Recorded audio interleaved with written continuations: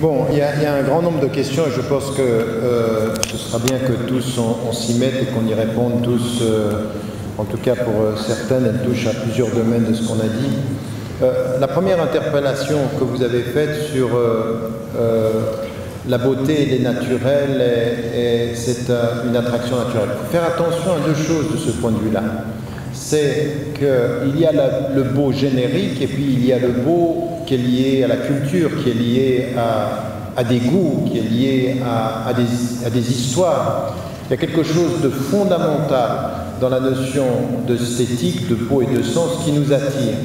À tel point que, où que vous soyez, d'abord sur la question de la foi qui est belle et qui nous... Allah a mis dans notre être cette attraction naturelle vers la foi, vers la transparence, vers la vérité.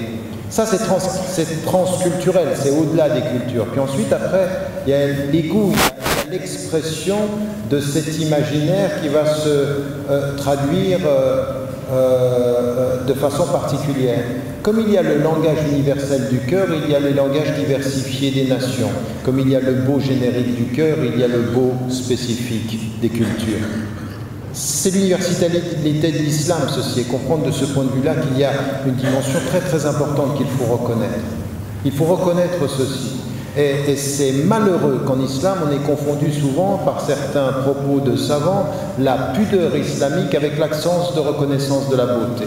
Et je ne cesse de répéter, en islam, la pudeur, c'est la façon dont on s'en comporte avec le beau, non pas la façon de l'éviter.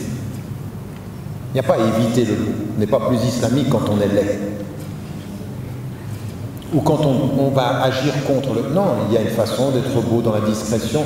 Et même dans le geste, le prophète, il a été appelé dès le départ. Éloigne-toi d'eux d'un bel exil. Yaqub alayhi salam, sabrun jamil, belle patience. Il faut que ce soit une patience élégante. Il y a du beau dans le geste, il y a du beau dans le comportement, il y a du beau dans l'éloignement, il y a du beau dans l'attraction.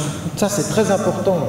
Dire que nous manquons en islam, enfin non, nous devons nous réconcilier avec cette esthétique de la foi et la foi qui promeut l'esthétique. Mais je voulais dire ceci, pourquoi qu'on confonde tout en disant c'est naturel? Non, parce qu'en même temps, nous dans une discussion qu'on a eue, vous savez, le beau n'est pas forcément le bien.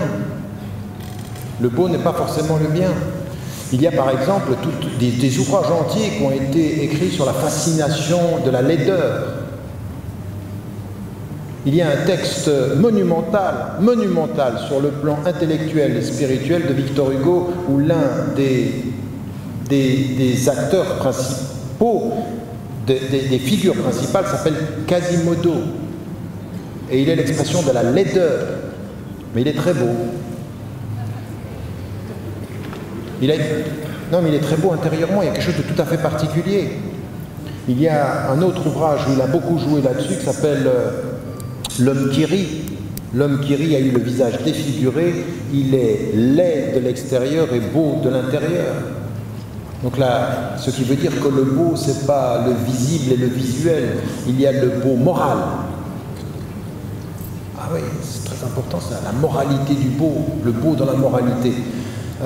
Et parfois, il y a du beau dans le laid de l'immoral. Comment on fait? C'est là où c'est important la révélation, c'est là où tout ceci est important.